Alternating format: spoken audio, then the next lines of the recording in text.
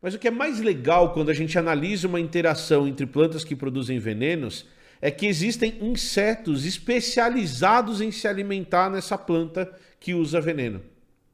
Então, o que esses insetos fazem? Eles desenvolveram alguns mecanismos, eu vou citar só dois aqui. Existem insetos que são capazes de detoxificar o veneno de determinadas plantas. Então, essa corrida armamentista fez com que os insetos desenvolvessem um mecanismo bioquímico, e esse mecanismo bioquímico é capaz de pegar aquela toxina e quebrar até aquela toxina e transformar em outra coisa.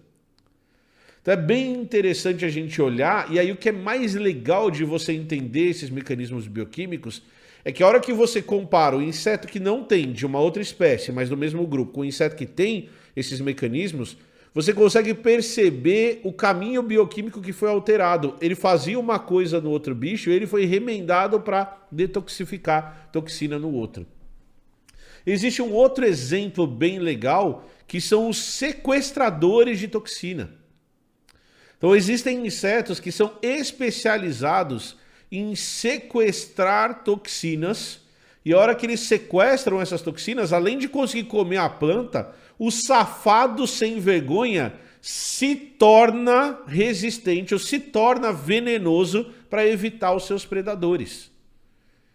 Então você tem lá o besourinho, você tem lá a formiguinha que come a planta venenosa de propósito e pega esse veneno e joga na própria carapaça.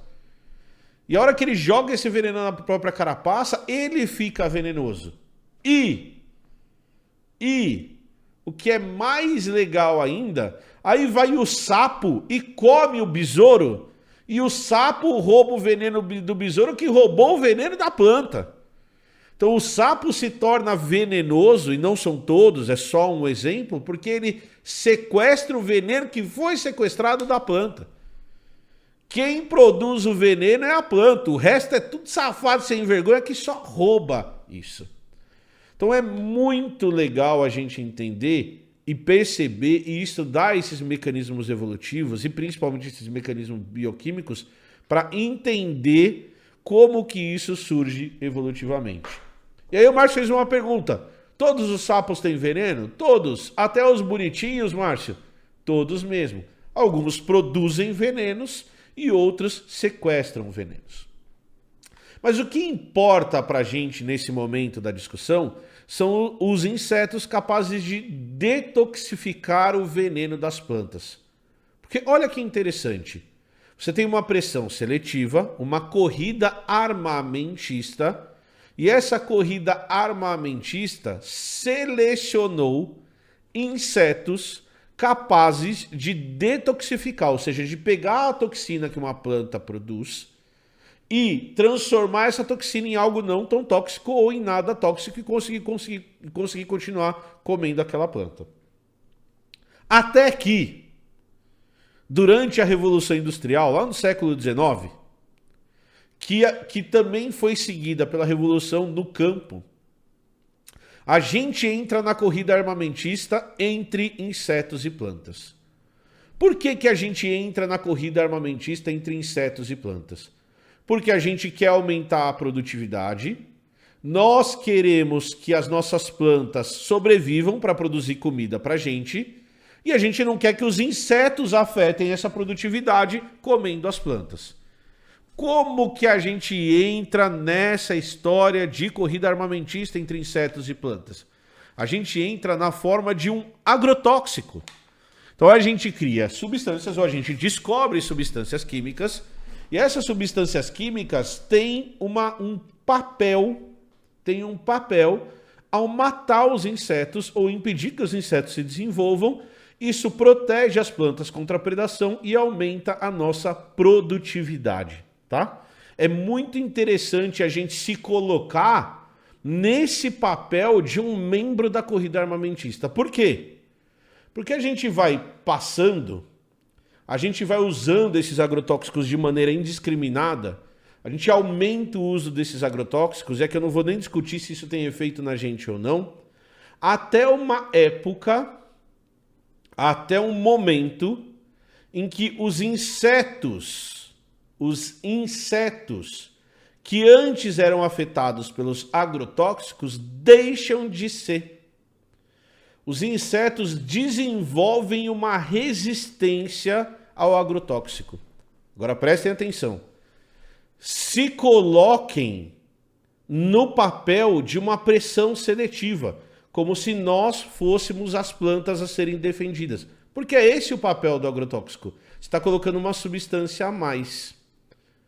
Se os insetos, em algum momento, por pressão seletiva, foram capazes de detoxificar as substâncias químicas tóxicas produzidas pelas plantas, é de se esperar que, se a gente insistisse demais nessa pressão, surgiriam insetos capazes de detoxificar determinados tipos de agrotóxico.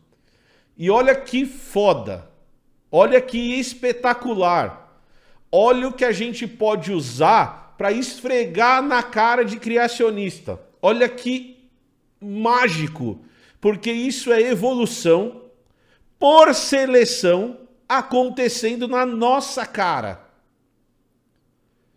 É evolução esfregando na nossa cara o tanto que a gente é incompetente ou o tanto que a gente não tem o controle que a gente acha que tem.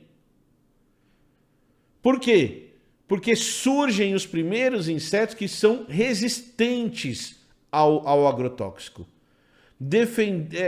Os defensivos agrícolas, entre aspas, perdem eficiência. Os insetos que comiam as plantas antes voltam a comer por mais que a gente use agrotóxico. E o que é mais legal, aí vai um grupo de pesquisadores estudar como isso acontece. Tentar entender quais mecanismos bioquímicos são usados por esses insetos para fugir dos agrotóxicos. E aí surge um artigo publicado na Nature esse ano, que mostra a coisa mais linda do ponto de vista evolutivo. Que mostra como a evolução é incrível. E como a seleção natural é um negócio que acontece e que a gente tem milhares de evidências. Milhares, não é uma evidência. Milhares de evidências. Lembram que eu expliquei para vocês que você tem um caminho bioquímico. Você começa a colocar o agrotóxico, você começa a colocar uma substância tóxica nas plantas e você tem um remendo nesse caminho bioquímico para esse bicho começar a detoxificar essas substâncias. Então, olha que espetacular! Eu fico arrepiado de contar essa história para vocês. Os pesquisadores pegaram esses insetos que detoxicavam agrotóxico e foram tentar entender o que acontecia. E esses insetos que detoxicavam agrotóxico antes detoxicavam também a substância tóxica produzida pela planta. Então, esse mecanismo que antes só detoxicava a toxina da planta, evoluiu. Você teve uma convergência de resistência. Você tem um mecanismo bioquímico remendado para detoxificar agrotóxico. Não surgiu do nada. Não veio do espaço. Você já tinha o caminho.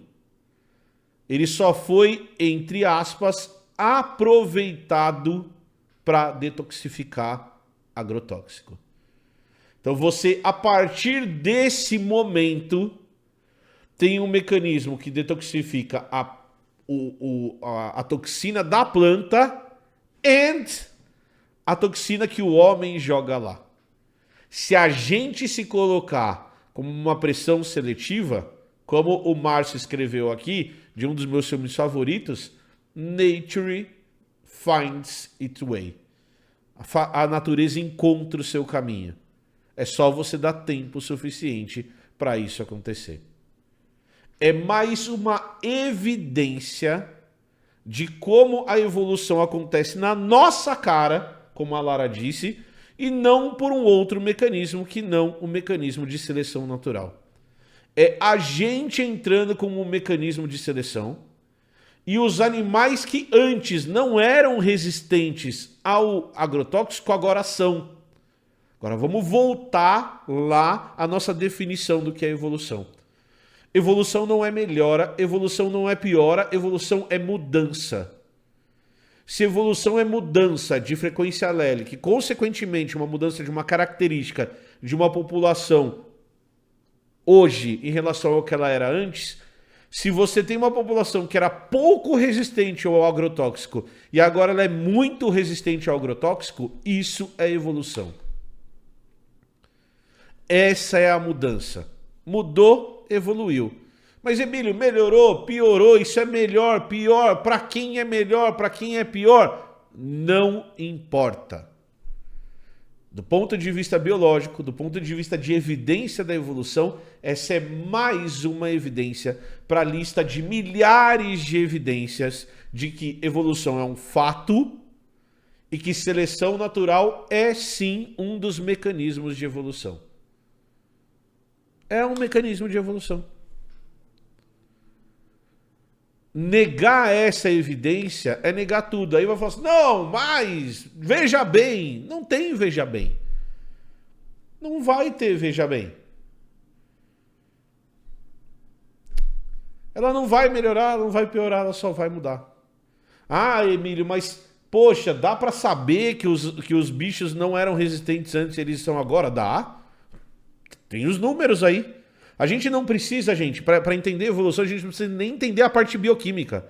A parte bioquímica é um passinho a mais. Mas se surgiu o bicho resistente agora, nos últimos 30 anos, mudou. Se mudou, evoluiu.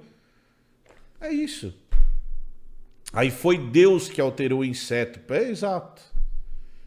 Antes eles morriam, agora eles não morrem mais, Guilherme. É exatamente isso. Então, quando a gente tem esse tipo de conversa sobre o que é ciência, o que não é ciência, evolução X, Y, Z, se existe ou não, a gente sempre precisa lembrar da onde a gente está partindo. Qual é a premissa? Qual definição de evolução a gente vai usar? E se o cara não gostar da definição que a gente vai usar, a conversa acabou. Acabou.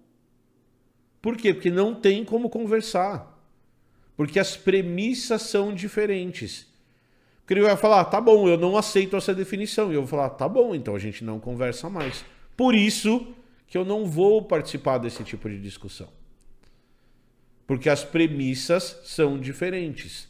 Aí o Pode Digitar colocou outro exemplo.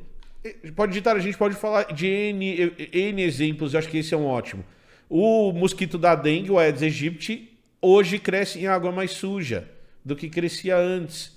Porque a hora que a gente elimina a água limpa, aqueles bichos que só se reproduzem em água limpa não se reproduzem mais, aqueles que se reproduzem em água mais suja se reproduzem, você selecionou aquela característica. Seleção natural existindo, acontecendo, não existe uma outra explicação. Mudou a frequência de uma característica, consequentemente mudou a frequência alérica. Excelente exemplo.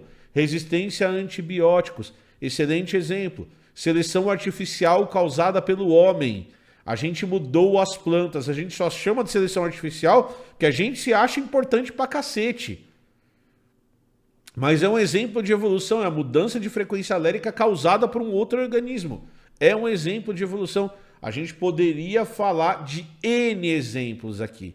E o que você tem nesse tipo de discussão são pessoas negando os exemplos clássicos. Eles têm que negar muita coisa, certo?